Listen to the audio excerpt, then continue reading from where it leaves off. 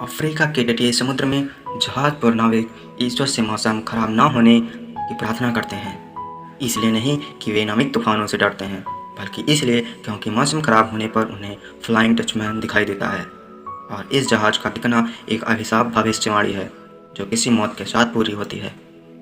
17वीं सदी की मिथक लोक कथाओं के मुताबिक फ्लाइंग डचमैन एक ऐसा भूतिया जहाज है जो कभी बंदरगाह तक नहीं पहुंच पाया। इन मिथक कथाओं के अनुसार इस भूतिया जहाज को तेज रोशनी फेंकने वाले जहाज के तौर पर देखा जाता है, और जब ये रोशनी किसी को दिखाई देती है तो जल्द ही मौत की नींद सो जाता है। समय समय पर कई लेखकों ने अपनी किताबों में इस भूतिया जहाज का जिक्र किया है। सबसे पुराना मौजूद संस्मरण 1790 में जॉन मैकडोनाल्ड द्वारा लिखित किताब है, जिसमें वो लिखता है कि नाविकों ने बताया कि तूफानी मौसम में उन्होंने फ्लाइंग डचमैन को साक्षात देखा था। ये कहानी इस तरह है कि लापता ओढ़े डचमैन को खराब मौसम में अपनी नाव को बंदरगाह तक ले जाने के लिए कोई पायलट नहीं मिला और उसकी नाव खो गई, और तब से खराब मौसम में उसकी झलक नजर आती है। अगला संपादित संस्मरण 1794 में जॉर्ज वर्लिंगटन द्वारा लिखित न्यू साउथ वेल्स की एक यात्रा में मिलता है। मैंने कभी ऐसे अंधविश्वास पर यकीन नहीं किया, पर प्राप्त जानकारी के मुताबिक कुछ साल पहले एक डचमैन अपनी नाव समेत समुद्र में कहीं खो गया और उस नाव में से कोई जिंदा वापस नहीं बचा, और जल्द ही उसके गम में उसकी पत्नी भी मर गई। और जहाँ से हादसा हुआ वहाँ से गुजराती नावों के नाविकों का कहना है कि उन्होंने खराब मौसम में किसी को समुद्र में देखा। यह सच था या सिर्फ नाविकों की कल्पना, ये नहीं पता, लेकिन ये खबर जंगल में आग की तरह फैल गई, और अब जो भी नाविक वहाँ से गुजरते हैं वे कहते हैं कि रात में या कोहरे में उन्होंने किसी को देखा है, जिसकी एक झलक दिखते ही वो अगले पल गायब हो जाता है। राजा जॉर्ज पाँचवें ने अपनी भाई और कुछ और लोगों के साथ इन जहाज को देखने का दावा किया है।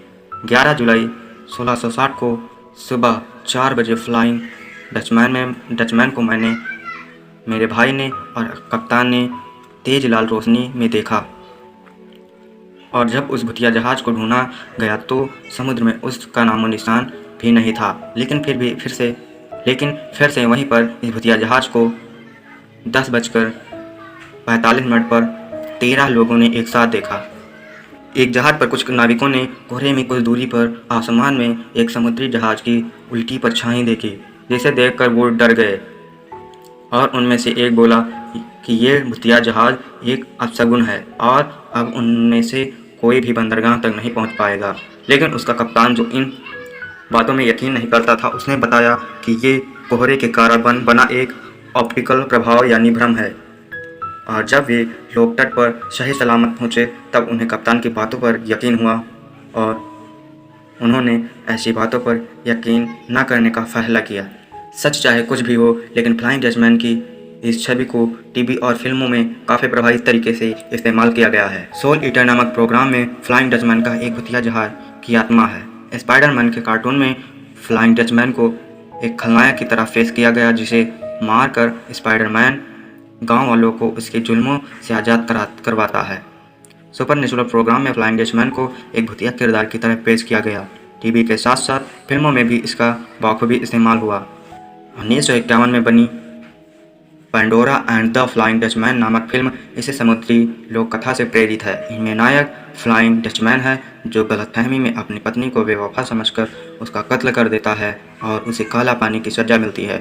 लेकिन उसके अच्छे बर्ताव को देखते हुए उसे 7 साल में एक बार 6 महीने के लिए अपना सच्चा प्यार ढूंढने के लिए रिहा किया जाता है। Age of Empires computers game में फ्लाइंग डचमैन एक चीट कोड है।